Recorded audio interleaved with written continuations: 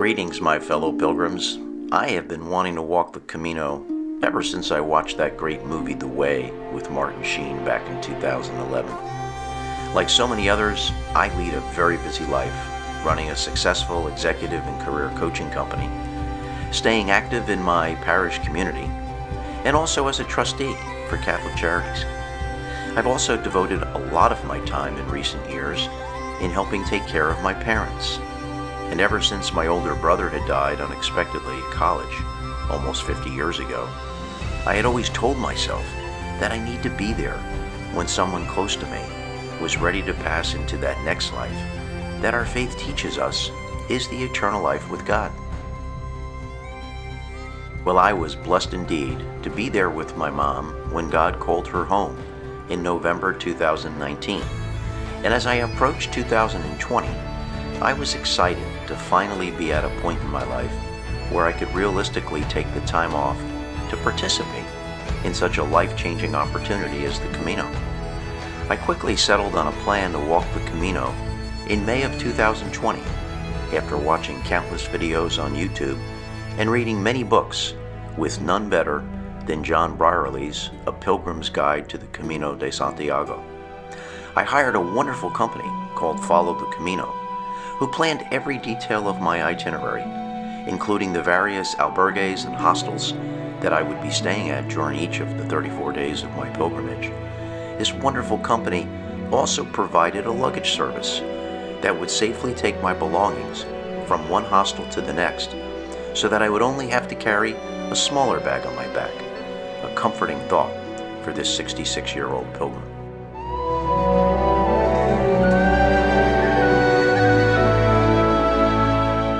Of course, the onset of COVID-19 in March of 2020 got in the way of that initial plan, and like so many others around the world, I wondered if I would ever be able to reschedule my Camino and feel safe in this new environment. Well, my prayers were answered in late March of 2021 after getting my double vaccinations. I rebooked my itinerary with Follow the Camino with a departure date of August 30th to St. Jean-Pied-de-Port in France, the official starting point for the Camino Frances, with a return trip back home to New Jersey on October 5th. I trained hard for my Camino throughout the spring and summer, swimming 4 to 5 days a week and walking an average 9 to 10 miles a day, with at least 1 to 2 days a week doing a walk of at least 13 to 14 miles. This documentary is dedicated to the memory of my big brother and best friend Dennis Kernan, who I have missed dearly every day since his untimely passing in April 1972, just 2 months shy of his 20th birthday. I have tried to capture in real time all of the physical challenges, the deep emotions those physical challenges unleash, and the spiritual reawakening that occurred for me, and an experience that I believe has changed my life for the better as I enter my 67th year. Hopefully, I can remain free of those deep regrets and hurts that I have inflicted on those I love, and the many needless anxieties that often invade my future. I am ready to focus my life in the now, and in the hope that I can stay in the present and just be grateful for all the blessings the Lord has gifted me with.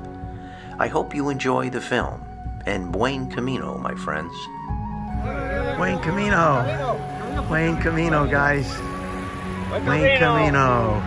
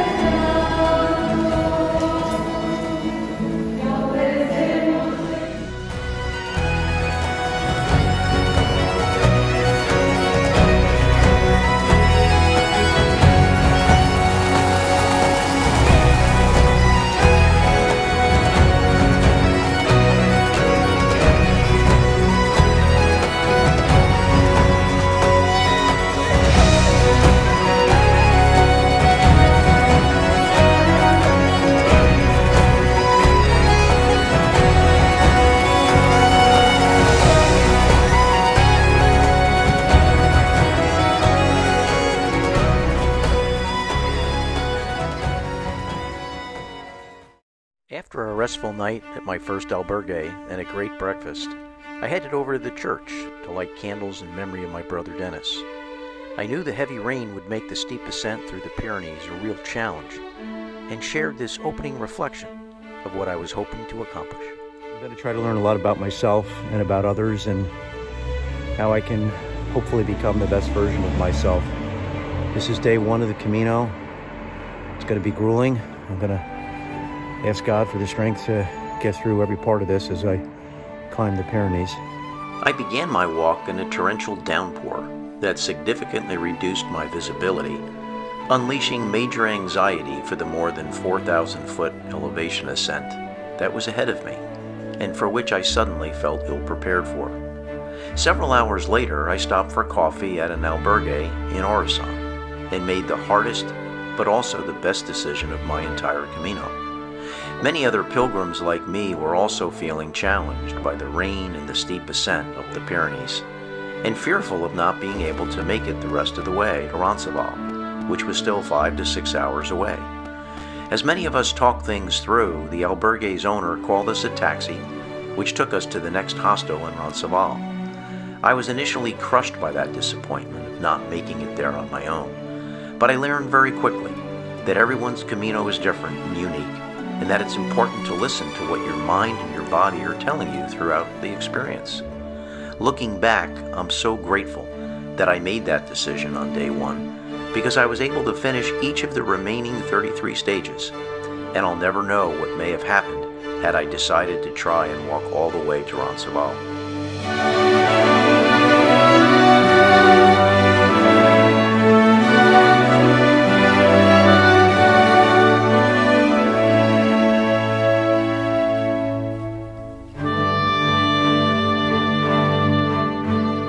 As I was finishing the 19-mile walk on day 2 from Roncesvalles to Acarreta, my fellow pilgrim Steve, a dentist from Tampa, Florida, reminded me that I would get stronger with each additional stage and to leave that disappointment of day 1 behind me. I'll always remember his encouraging words that day that helped motivate me for the rest of my Camino when he said, "Jack, all you have to do on any given day is to walk, and just make it to the next albergue on your itinerary." Even though I felt I was getting stronger with each additional stage that I completed, you also begin to realize that the physical challenge of the Camino stems not just from the steep elevation changes from one stage to the next, but also from the variety of terrain of any given stage, including wooded tracks, gravel paths, rocky trails, rural roads, cobblestone streets, and paved thoroughfares, all of which can cause painful blisters, or in my case, the onset of plantar fasciitis. I'm nearing the end of day 2, and the terrain here is really difficult with all the rocks. That's the hardest part. I thought the elevation change was hard. That's probably still number 1. The physical challenges of those first 12 days of my Camino helped to unleash some deep emotions for many of my loved ones. So I have a great memory of Dad.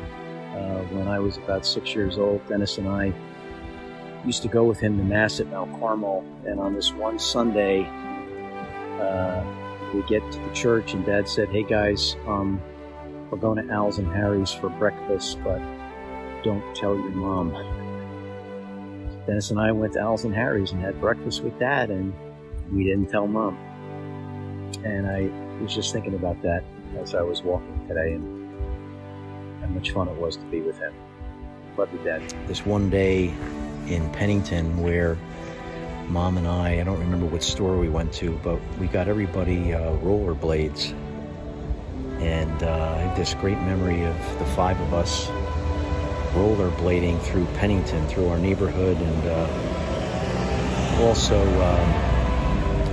at the end of the experience, it started to rain out, and so that's why I'm thinking of it. And I think we went back to the house and just had a big breakfast or lunch, but that just really tugged at my heart. And I thought about all the times we used to do things together.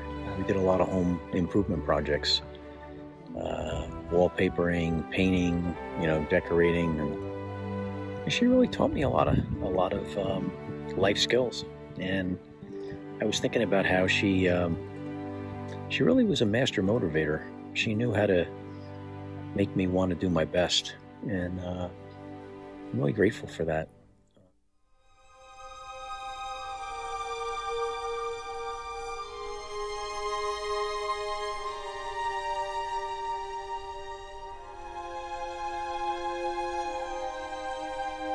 As I headed into the city of Burgos on the evening of September 12th, after a grueling 18-mile walk, I found my heart filled with lots of love and affection for my parents, my brother Dennis and my 3 siblings, my wife Jean, my 3 children and 2 grandchildren, and my sons-in-law. During the past several days, I had recorded a personal video expressing my love to each of them, as well as to a host of very dear friends, each of whom has had a profoundly positive impact on my life.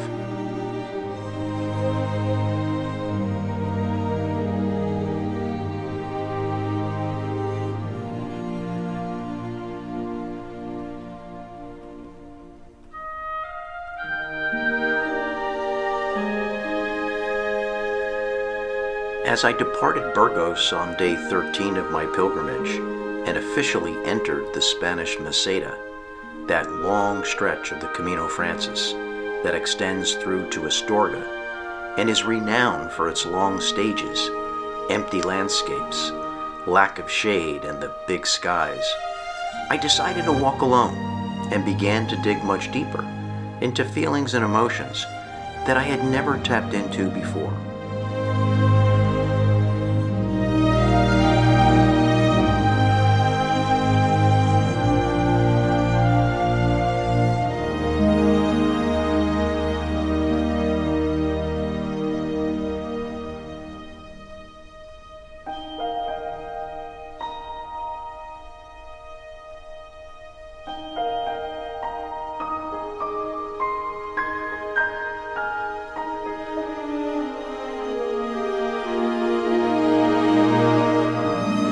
A steady rainfall during many of these days provided the perfect environment for self-discovery, and it was as if the Camino had a way of saying, "Jack, don't be afraid.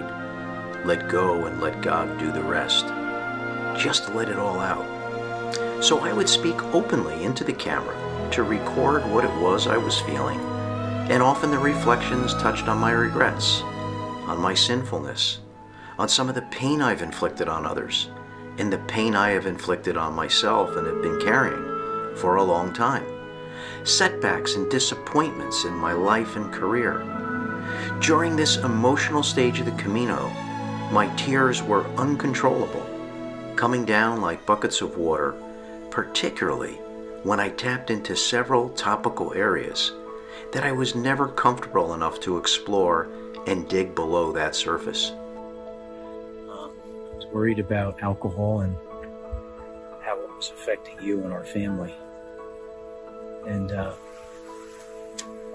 I have you to thank years later, because when you gave up alcohol at 65, you and Uncle Danny motivated me to do the same.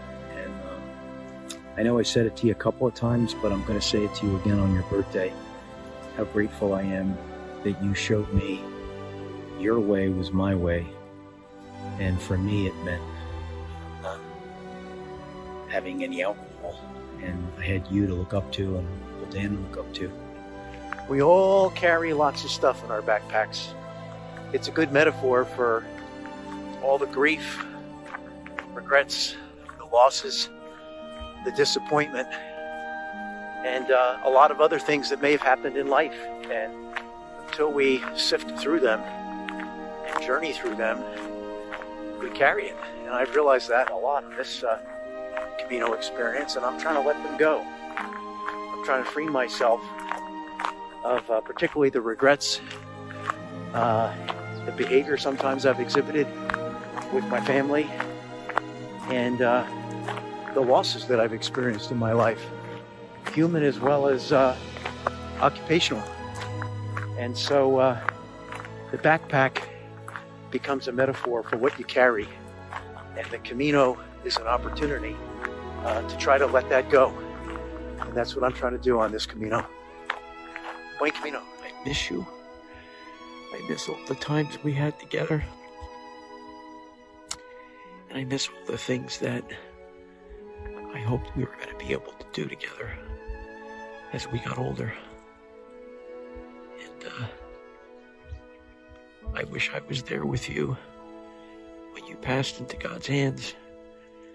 I really can't fathom what it was like for you in those last moments, waiting in line at the bank. And none of us were there for you. You were a great big brother. I think of you every day. You're the biggest loss I've ever had in my life. And I know that my faith teaches me that we'll see each other again someday. And I hope your little brother has lived an honorable life that you could be proud of, because I had big shoes to fill.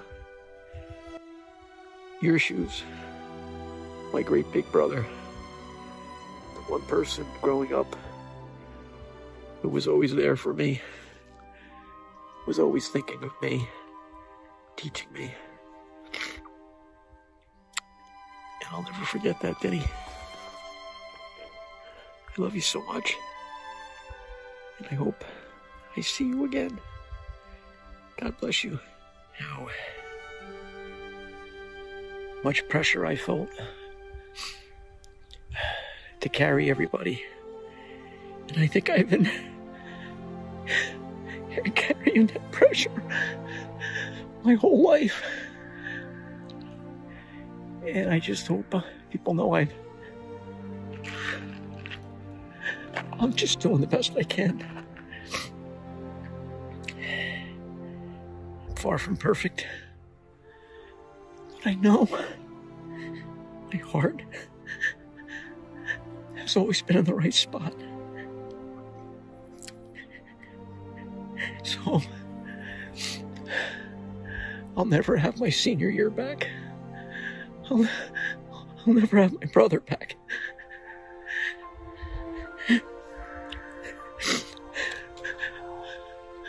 But I want to do better. And I want to be there for the people in my life. My children, Jean, my grandchildren, my sons-in-law, Maddie, Mary Carter, Kathy. You don't get do-overs. All I can do is to do better. And with the Lord's help, I will. Buen Camino. When I was a sophomore in high school, my dad lost his job, and that really made me think a lot about finances and whether I'd be able to go to college. I thought basketball was probably my ticket to a scholarship.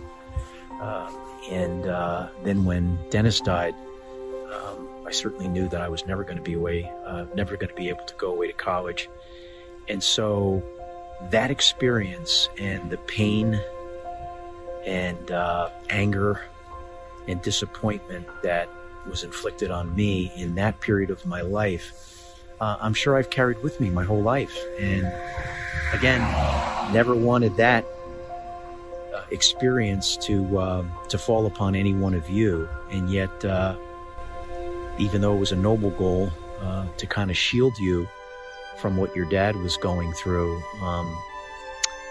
I was ill prepared for the psychological, emotional things that were going on in me, inside of me,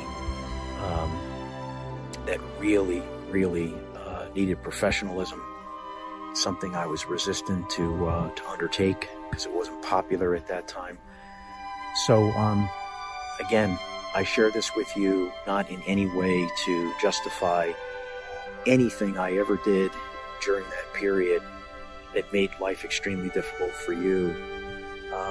But just to try to give you context for my lived experience, how my lived experience really impacted the way I was and the way I am now. And my hope is that that maybe by knowing that, then each of you might be able to find a way to move through whatever pain that experience has caused you. So I share that with you. And thanks for letting me do that. And I love you very much. I know very well, always have, what some of my burdens are. There are things like the sins you commit against others who you love. It's the way you sometimes treat people. It's the regrets you have. It's the disappointments you've had in your life, the losses you've had in your life. There's a long list of burdens that all of us have. And for me, I realize now more than ever, when you carry that stuff in your backpack, it weighs you down. And I so don't want to be weighed down anymore. Each of you have forgiven me for my sins and my transgressions. God has forgiven me. There's something about forgiveness that's hard to accept. You have to forgive yourself. And I'm hoping that through this experience, I can forgive myself for all the ways, all the times I haven't been the person I thought I was, that I know I could be, and that I know God wants me to be. So I think the tears are starting to come because I know I'm getting close to that moment, and Mom knows I've got the rocks in my bag, and I just so want to let go of that burden and move on. Let go and let God do the rest. So I hope I can do that. Buen Camino.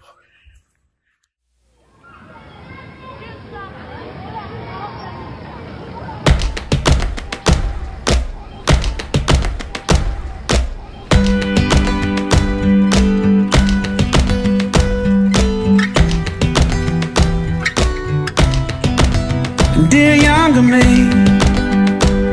where do I start?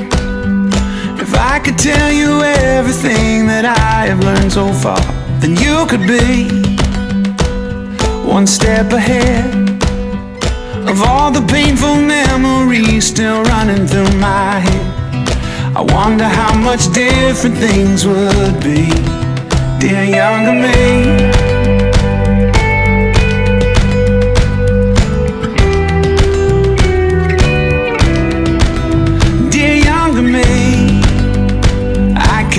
Decide, do I give some speech about how to get the most out of your life, or do I go deep and try to change the choices that you'll make, 'cause they're the choices that made me.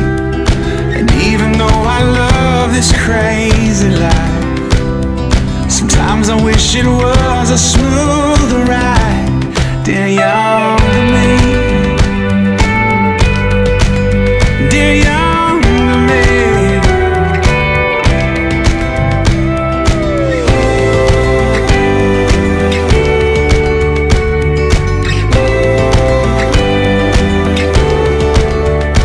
oh, if I knew then what I know now, condemnation would have had no power. My joy, my pain would have never been my worth.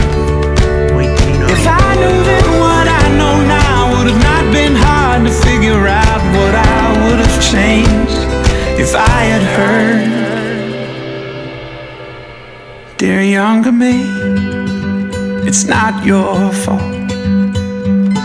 You were never meant to carry this beyond the cross, no. Dear younger me, you are holy, you are righteous, you are one of the redeemed, set apart, a brand new heart. Oh, you are free indeed. And every mountain, every valley, through each heartache you will see, every moment brings you closer to who you were meant to be, dear younger me. Dear younger me. You are holy, you are righteous, you are one of the redeemed, set apart, brand new heart. Oh, you are free indeed. You are holy, you are righteous, you are one of the redeemed, set apart, brand new heart. Oh, you are free indeed. You are holy, you are righteous, you are one of the redeemed, set apart, brand new heart. Oh, you are free indeed.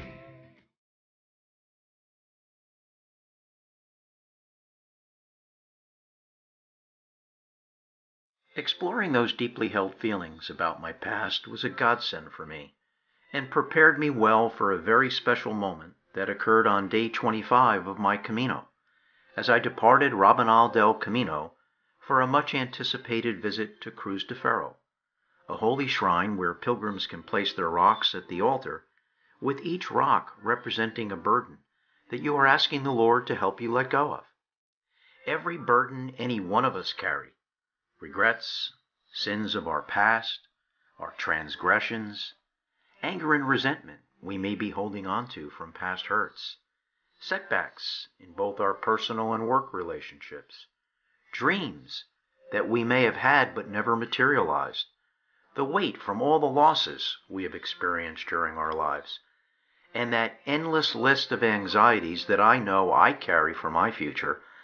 All of those burdens or rocks weigh a ton in the backpack of our heart.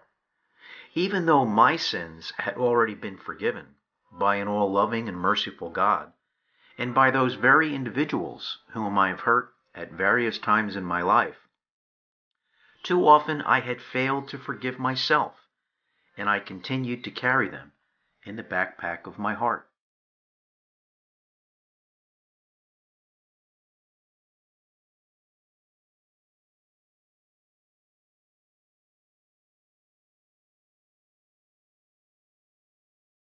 My experience of placing each of my 4 rocks that I had brought with me from my home in New Jersey, and then placing them before God at Cruz de Ferro to prayerfully ask Him for His mercy and release them, was everything that I hoped it would be, and was one of the most gratifying moments of my Camino experience.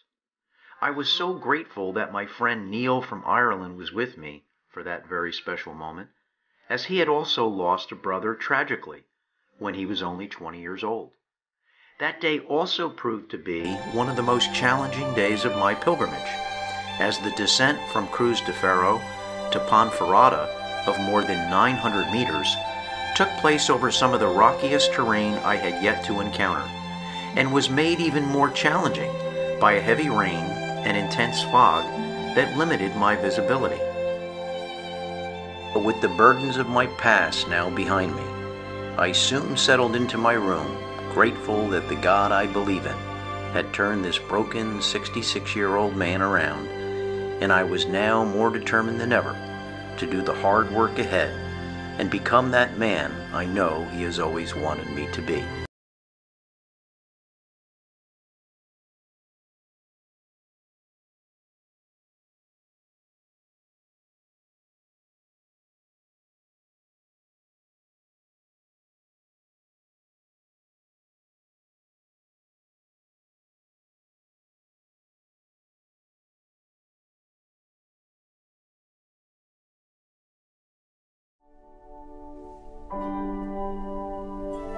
So many times throughout my Camino experience, I couldn't help but think back to my favorite scene in the movie Field of Dreams, where just like the lead character Ray Kinsella, I found myself saying, "Jack, is there a heaven?"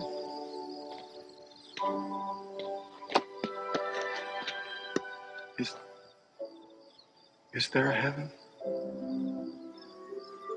Oh, yeah. It's the place dreams come true.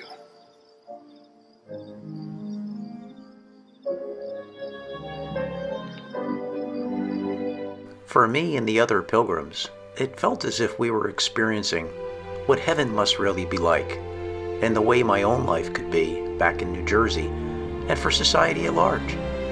I was able to meet many pilgrims from all over the world, 17 countries in total. Random acts of kindness and generosity were in abundance throughout my 34-day pilgrimage, with one pilgrim always helping another in any way they could, greeting you with a simple Buen Camino, that endearing term that simply means good walk or good way. Some of the pilgrims I met were young and some were even older than me. They were men and women of varying shapes and sizes, with different levels of fitness and experience in hiking, with each pilgrim learning to walk at their own pace, not someone else's pace. In walking the Camino de Santiago, I discovered that special place where everyone truly becomes your brother and sister, and where equality reigns supreme, with no distinctions whatsoever about a pilgrim's age, race, gender, sexual orientation, or even economic class. Rather, the Camino was just that simple place where each pilgrim would look out for their fellow pilgrims, sharing the true gospel message of Matthew, "Thou shalt love thy neighbor as thyself," and sharing a common experience of just trying to find their own way in the world. Some people like me were walking the Camino for religious reasons, or seeking a deeper spirituality in their daily life. Others came after suffering a setback, a hardship, or a painful loss in their life. Still, other pilgrims had come because of how the pandemic had impacted their daily work-life balance, and hoping that the Camino could help them discern a new way forward.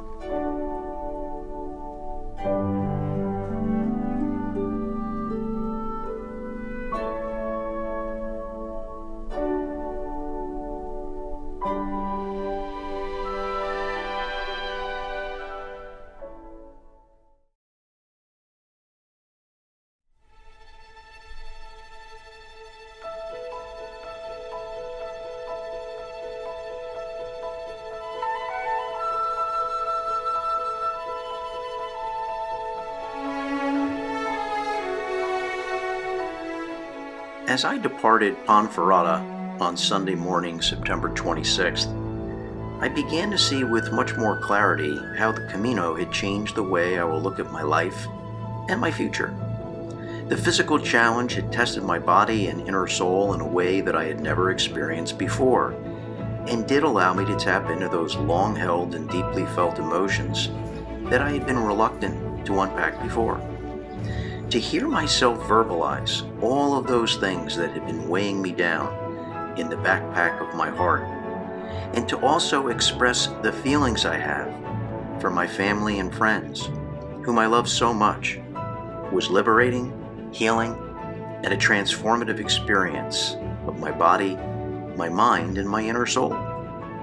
Leaving those lifelong burdens of my past behind and those anxieties of my future at Cruz de Ferro allowed me to embrace more fully what I think the Lord has been calling me to do at this latter stage of my life.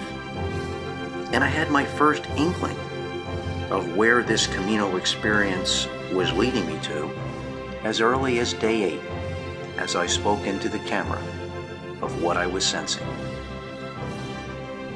A good part of my life I've had a tendency to scratch the itch of the past and some of the challenges and disappointments, setbacks I've been through, but also scratch the anxiety I've always had about the future, about the uncertainty,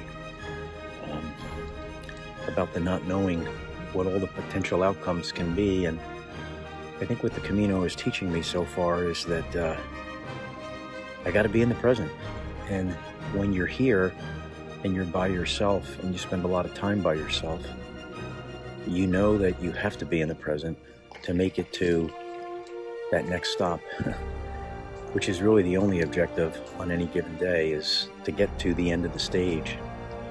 And so my hope is that I can take that insight with me and push away the past worries, the past regrets, the past hurts, push away the fear I have of the future, and just be happy to be in the present with whomever I'm with. And hopefully that will be my family, my grandchildren, and especially my wife Jean. Buen Camino. And later that day, a powerful reminder that with all of the churches throughout this beautiful country called Spain, a reminder that God truly is everywhere. After 8 days, one of the beautiful things you realize is that every city or town you go through, you can see a church in the distance.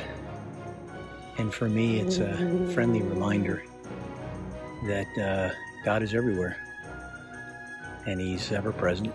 And I know for me, a lot of times I don't see Him. I don't look for Him, I don't hear Him.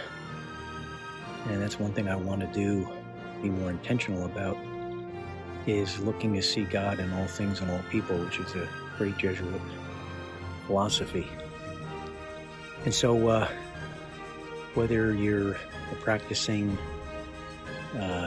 Catholic or whatever your faith may or may not be, whether it's a church, a synagogue, a mosque, it's just a reminder to me that you don't need to call God, you don't need to text Him, you don't need to email Him or tweet Him. He's always there, you just got to talk to Him. And I'm going to keep talking to Him. Buen Camino. I've always had trouble sitting in discomfort, so I would check as many boxes as I could, always welcoming all the new tasks that would fall on my plate. It kept me busy and super productive, and I loved taking on new challenges to climb every new mountain I could, as I was the classic overachiever. But in that experience, I would often miss special real-life now moments that I now know I will never get back.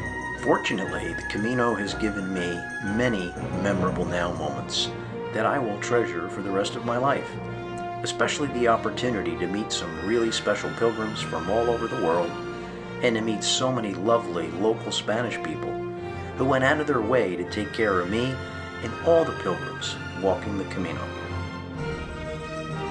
I'm also grateful that I was able to learn more about Spain's rich culture and history, and to see firsthand the farmland, the majestic mountains, the beautiful sounds of nature itself, like the sound of cowbells ringing across the Spanish plains, and especially those breathtaking landscapes, which really hit me as I was finishing day 27 on my way to O Sobrero.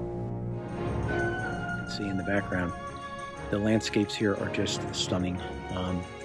And one of the benefits of this high elevation change that took place today, over 1,000 meters from start to finish, is the view I'm getting right here at the top, as you can see in the background.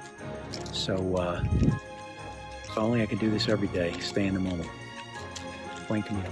But by far the greatest gift I received on my Camino was to see more clearly God's call for me to go back to my real life in New Jersey, and to celebrate more fully the gift of the present, to stay in the now in every moment and with every person I get to interact with, to celebrate all of those special communities He has blessed me with, like the clients I'm privileged to work with, both for my own company as well as at Get 5, to all those fellow coaches I get to interact with and learn from, to my friends in my parish community at St. Catherine, St. Margaret, and Spring Lake, to my special band of brothers who share their faith journey with me at Men's Cornerstone of St. Rose in Belmar, and to all those very special people who I get to work with at Catholic Charities, who really make a difference in people's lives and who restore a sense of hope, of purpose, and dignity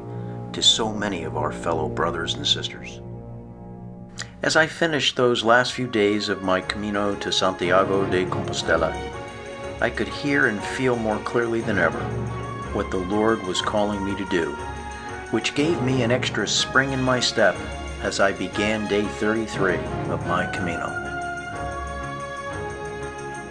Very happy today. Just feeling really good about this entire experience, what I've learned about myself, how I'm going to try to change as I go back to my real world life in New Jersey, and just feeling a lot of gratitude.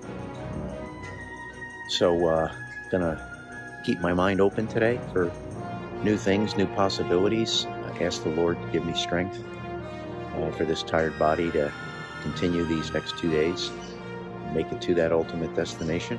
The Lord had summoned me to just be my authentic, true self, and the person I know I have been at times in my life, and the person that God wants me to be in the future.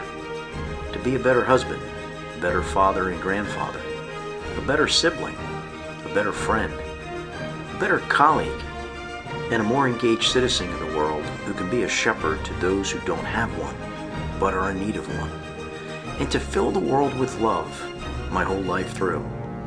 If I can do my part in filling the world with love, I can become the best version of myself and the person God has always wanted me to be. As I approached Santiago on the final day of my pilgrimage, a sense of history filled my heart, knowing that I had walked on the same sacred ground that millions of other pilgrims had also walked on during these past 1,000 years, and a deep sense of gratitude and joy for the love, the support, and the constant words of encouragement that I always received throughout the Camino from my wife Jean, my extended family, my close friends, and to Father Hank Hilton, a dear friend of mine and a super special spiritual director.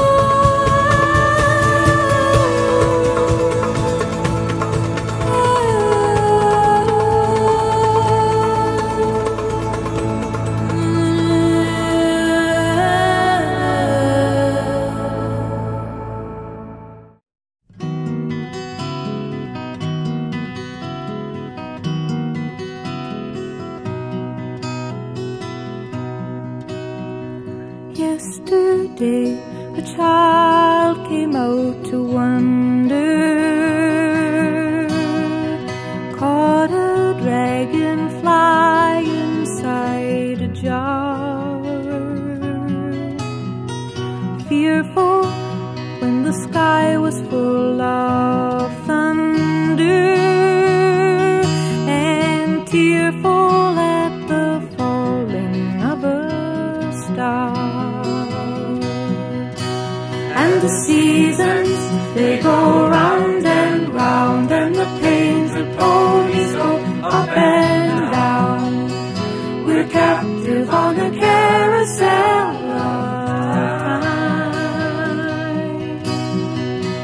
We can't return, we can only look behind from where we came and go round and round and round in a circle again. Then the child moved 10 times round the seasons, skated over 10 clear frozen streams. Words like when you're older must appease him, and promises of someday make his dreams. And the seasons, they go round and round, and the painted ponies go up and down. We're captive on the carousel of time. We can't return, we can only look behind from where we came and go round and round and round in a circle again. 16 springs and 16 summers gone now. Cartwheels turn to car wheels through the town, and they tell him, take your time, it won't be long now, till you drag your feet too slow, the circle's down. And the seasons, they go round and round, and the painted ponies go up and down. We're captive on the carousel of time. We can't return, we can only look behind from where we came and go round and round and round in the circle again. So the years spin by, and now the boy is 20. Though his dreams have lost some grandeur coming true, there'll be new dreams, maybe better dreams, and plenty before the last revolving year is through. And the seasons, they go round and round, and the painted ponies go up and down. We're captive on the carousel of time. We can't return, we can only look behind from where we came and go round and round and round in a circle again. And go round and round and round in a circle again.